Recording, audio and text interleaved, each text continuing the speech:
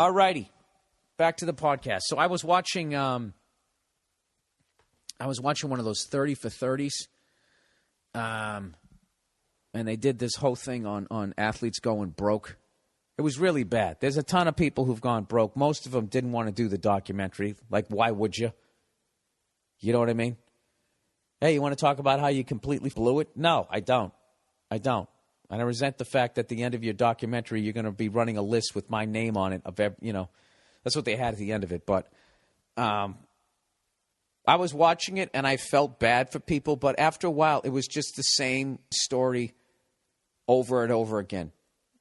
And it's as much as I want to say that if I was 21 years old and you gave me $1 million, I just don't think I would. You know? All these guys, I got a check for $55,000 and I saw a Hummer. I had to get it. Talked the guy down to $49,000. And it's like, if you just got a check for 55 fucking grand, after paying all the people in your life, your agent, whoever else you got, whoever else is taking your lawyer, whoever else takes a chunk out of that check, whatever's left out of that, the government's going to come in and take a 40% whack. If you get a check for 55 grand, I mean, what do you got left? 20 grand? And you just went out and bought a $50,000 Hummer. I don't know. But anyways, the point I wanted to make was at the end of it, after showing all these people going through this hell, they have this guy there who's supposed to be evidently some sort of financial advisor. And in the end, they were talking about LeBron James going, he has a potential to be, other than Tiger Woods, pre-divorce, a billionaire athlete. And they go, like, how exciting is that? And they go, what would your advice be to LeBron James on how to hang on to his $1 billion? And the guy goes, don't blow it. Keep it simple. Count your money. That's what he said. It might have been the dumbest thing I ever heard. And I had no sympathy for anybody in the fucking documentary. It's just why is this guy on this document? Who the fuck is that guy? That's a guy who manages money. Hey, I got $1 billion. How do I hold on to this? Where should I invest it? What do I do? What advice do you got for me? Oh, it's simple. Don't blow it. Keep it simple. Count your money. All right. Thanks a lot. I'm out of here. Fucking ridiculous. It was an hour and a half of listening to morons telling you what the fuck they bought with all their money. And I don't know. I felt bad, but there was another part. There was just one guy that I really felt bad for because it was the hurt that he had. You know, like Andre Rison was on the thing, and he's sitting there in a suit with sunglasses on. Mirrored sunglasses doing the interview. And just right there, it's like, yeah, dude, I'd give you another $1 million if I had it, if I gave it to you. You'd fuck that up. Why? Because you're sitting here in a shiny suit with fucking sunglasses on. Looking like Michael Jackson at the award show, right? So anyways, the one guy who actually really bothered me was, if you ever watch it, it's 30 for 30 broke. There's a guy who's sitting there, and he's just ever so slightly leaned to one side, and just the pain in his voice. He's just sitting there going, I made $75 million in my career, and I had me a Mercedes. Got a Hummer. Got me a boat. And he's just sitting there looking down at his knee, like playing with his pant leg. I had a jet ski. And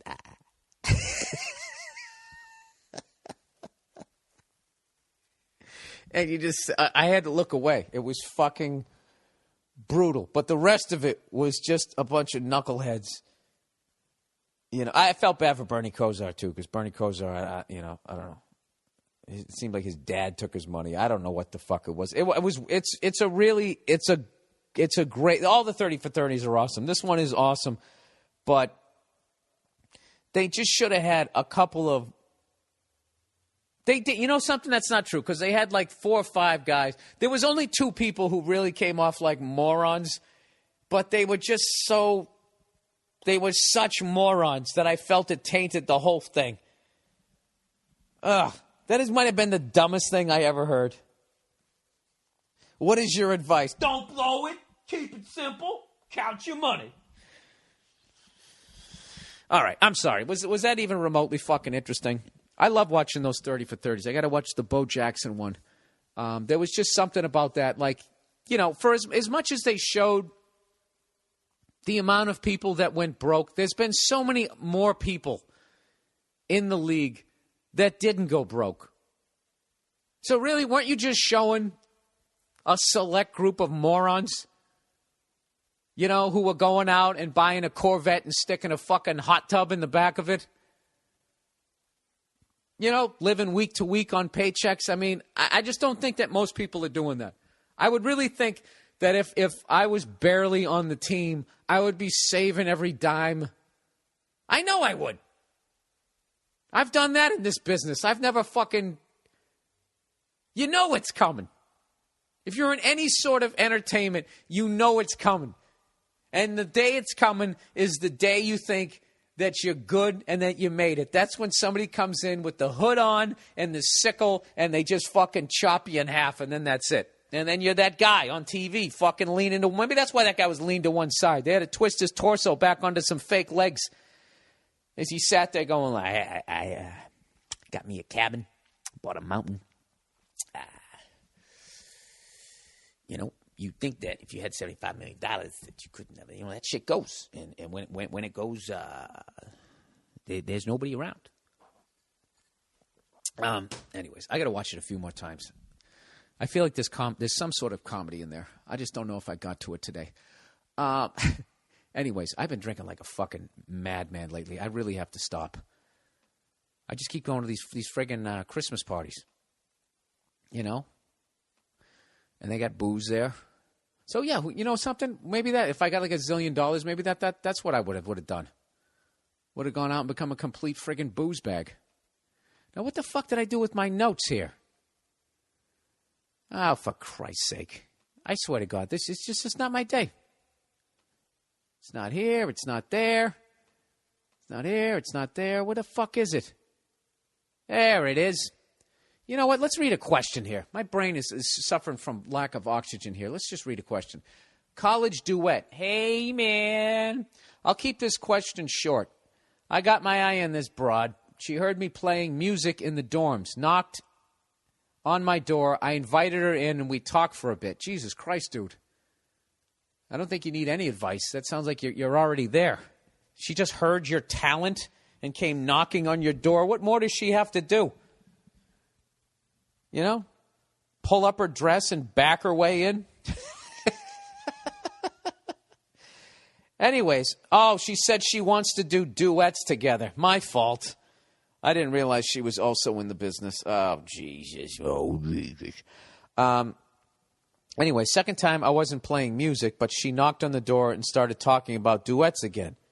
Not sure if she wanted to play then or what, but I was busy studying, so I invited her in again, and we talked yet again. Dude, you're only going to get so many at-bats where it's going to be weird if you finally fucking make a move, all right?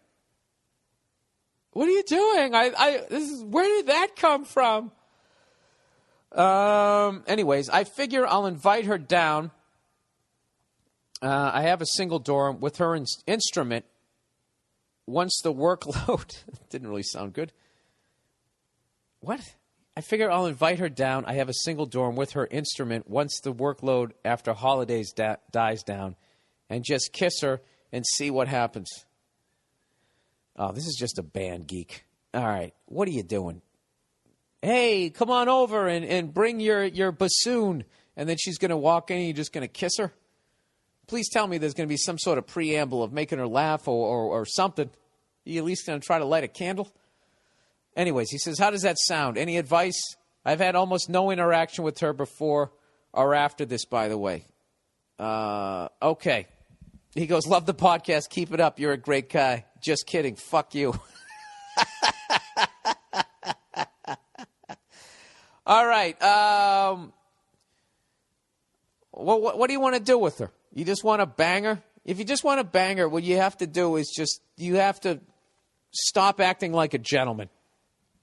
And I don't mean that in some sort of gropey, disgusting manner. What I mean is you have to not just say the shit you're thinking. All right? Just say the shit you're thinking and say what you want to do. All right? If it's one of those. But if the girl is like, I don't know, she's more walled off. I don't know what the fucking word is. I think that brain cell died when I inhaled the powder this morning. She's more walled off. I don't know. She's like a nerd. I don't know what to tell you. I never was able to interact with female nerds beyond just talking to them because they were just so fucking, everything was like awkward. So, and then after that, I was just like, you know what? I could literally rub one out faster than it's going to take for me to figure out just how to get her glasses off. So, yeah, dude, just invite her down. Fuck her instrument. You know what? Get the music out of it. And just say, hey, you want to come? I'm watching a movie tonight. Just get her over there. All right? I don't know. I don't know where you've gone with the conversation so far. If it's going to seem weird if all of a sudden you're sitting there in your Hugh Hefner robe. But that's the vibe I would have tried to bring. If you just want to bang her, that's what I would do. If you want to date this girl, then I'd take her out. But if you just want to bang her, you have to start acting like a fucking